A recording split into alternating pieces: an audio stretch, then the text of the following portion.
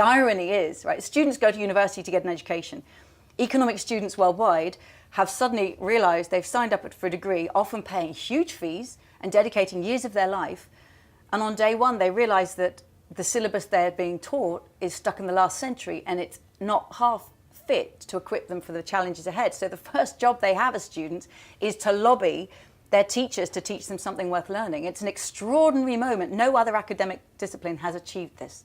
So I think the economics students are a really important part of this change. And we need to work together as a movement, whether it's progressive professors who are working with them, the students, the businesses, the politicians, who all see we're desperate for a new economic narrative.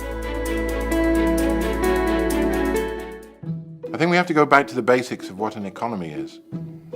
It asks three questions, really. It asks us what to produce, how to produce it, and who gets the benefit. It's not only got three questions, it's got three main components. Every economy has flows of materials, flows of energy, and flows of information, particularly money. If you look at the textbook, they have an image almost of a central heating system.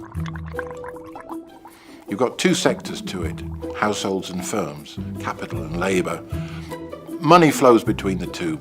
Wages are paid, goods are produced, income comes back into the firm. That's fairly simple. Add to that, the government takes taxes and pays money out. Add in banks as well. They're intermediaries to make sure that savings are productively put back into the economy as investment.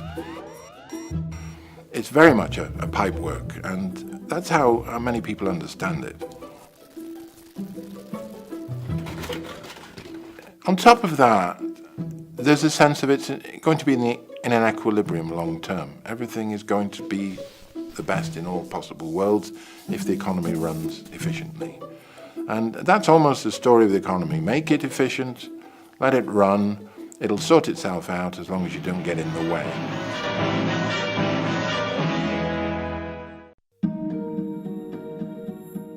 It subsequently emerged that Google had made $250 million by identifying the optimal shade of blue.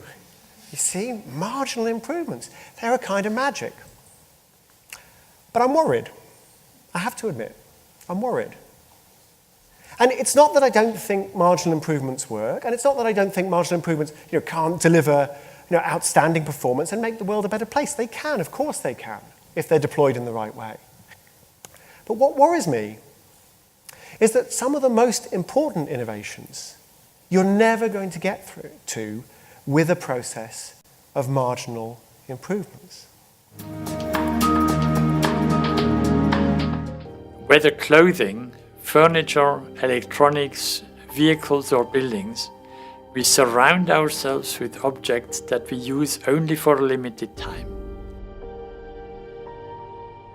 The resources which are extracted from planet Earth to make these objects are used once or twice and then dumped. Yet the resources on our planet are non-renewable and finite, except for rainfall, sunlight, biomass, animals and people. And our global commons have become waste dumps. Within 60 years, we have filled the oceans with millions of low-tech plastic objects and space with thousands of high-tech objects. So, the present industrial economy is not compatible with the natural resources and waste dumps available on planet Earth. More of the same is no business model for success. We need to create higher standards of living from a more intelligent resource use. More from less. I have an idea how to do it. Circularity. It's great. You'll love it.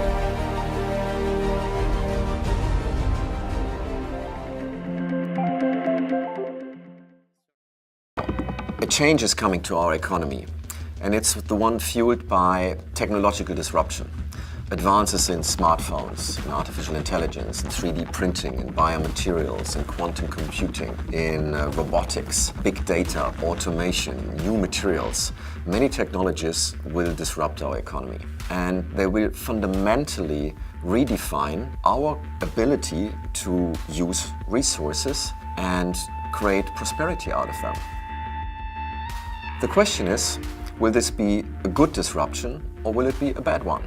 Will it help us to rehumanize society or will it dehumanize society? Will it strengthen our link to the planet or will it destroy it? What does it take to make it a good disruption?